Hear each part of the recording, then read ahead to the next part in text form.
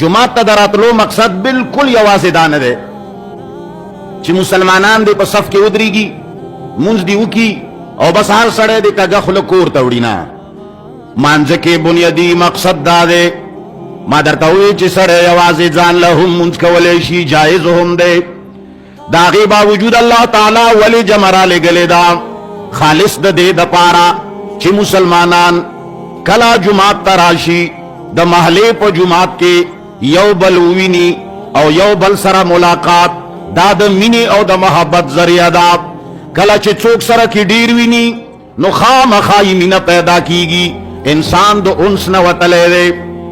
انس محبت او میلان ته وایي. کله چې سړی د یو بل په خوا کې ناسته پاسته کوي نو الله تعالی د هغوی په مینه په زړونو کې مینه پیدا کوي. نو الله والا دا اصلاح او تربیت ورکوي چې ای بني آدمه تاسو یو ځای له چې کله مانځله ځئ تاسو چې کله جمع کوئ نو دا دې کې دا درس و عبرت پروت دی چې مسلمانان یو بل سره ملاقات کوه او بیا چې جماعت ته راننوځي تاله به وښکاري چې دا فلانی خو نن بیمار دی یاره دا خو نن ډیر غمګین دی یاره سترګو نه اوښکې بهېدلې دي یاره جی دا سترګې ولې پړسېدلې دي یاره دا ګوډ ګوډ ولې روان دی یاره دا غمجن ولې ښکاري نو تاله به دا اندازه ولګي چې زما مسلمان ورور بیمار دی نو ته به یې عادت وکې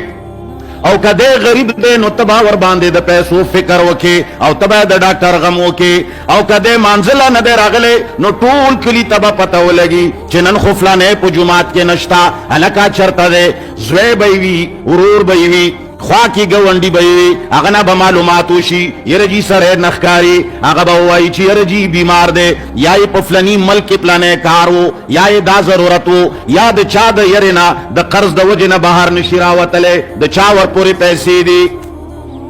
نو دا ټول کله بعد د بیماری نه هم خبر شي او د قرض نه به هم خبر شي د مجبورۍ نه به هم خبر شي نو دا ټول کله با یوازې باندې اجتماعي شکل باندې کوشش وکي او مشوره به وکي او د هغه یو غیر حاضر کس یا د مریض یا د بیمار کس د غبا هغه غم وکي که بیمار وي ډاکټر له به بوزي که پیسې ورسره نه وي پیسې به وله جمع کي که قرض نه وي قرض به وله لنډ کي که چا نه یره وي یره به یې ختمه کي الغرض هر یو ضرورت چې ده هغه به دا خلق پوره کی نو کچره اسلام باندې څوک نظر وکي نو الله فرمایي واعتصموا بحبل الله. علامہ اقبال ویلی وہ حقیقت خرافات میں کھو گئی حقیقت خرافات میں کھو گئی یہ امت روایات میں کھو گئی. افسوس خبر دا چې کم د مقصد سیزونه مسلمانانو پرې خپل نن مولا صاحب نن زمنګ دینی پیشوایان هغه خالص د جیبونو ډکولو والا جوړ شوي دي. هغوی دین صرف کاروبار ګڼلی دی هغو دین صرف ذریعه د معاش ګرځولی ده او مسلمان دا تصور کوي چې بس جی اسلام خو دې ته وایي چې من کلمه ویلې ده یره جی بانګې وویلو زه جومات ته لاړم مونځ مې وکړو بس راغلم که اے مسلمانا یوازی مونږ ته اسلام نوایي یوازی کال کې یو ځل روجې ته اسلام نوایي عمر کې یو ځل حج ته اسلام نوایي جنازې کولو ته اسلام نوایي قبر کې خښولو ته اسلام نوایي دې کې خو بعضې کارونه عیسایان هم کوي دا ته چې کوم بعضې کارونه کوي دا خو بعضې غیر مسلم هم کوي. اسلام څه ته وایي الله تعالی فرمایي ولا تنازعوا فتفشلوا. اے مسلمانانو آپس میں نوک جھوک مت کرو آپس میں اختلاف مت کرو آپس میں لڑائیاں جھگڑے مت کرو یو بل نہ ناراضگیاں مکوے یو بل نہ خلاف مکوے فتفشلوا. اللہ فرمائی قدمنا بموخوئیگی وتذهب ريحكم. اللہ تعالیٰ فرمائی ہوا بمو لاڑشی روب داب بمو ختم شی حیثیت بمو بیا معاشرہ کی نوی. و مسلمانا تچی جماعت تراشے ستا خیال دادے چیز صرف منزل راغلے ما باندی یوازی مون فرض دے بل نا دے مخاڑا ولی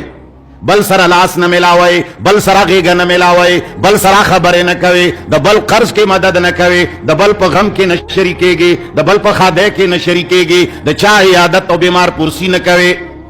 یره جی مونږ کوم الحمدلله یره جی پلانې ډېر دیندار دی څه شي یره جی 5 وخته مونږ کوي ودا الله بندا 5 وخته مونږ دا په اسلام کې ډېره وړه غونې خبره ده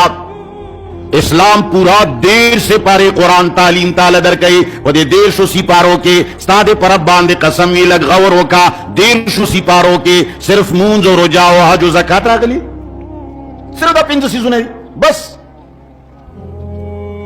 दा हुई वे सफे के हमराजी बल्कि दा नीनी सफे के हमराजी दा हुई वे लकीरी के हमराजी दा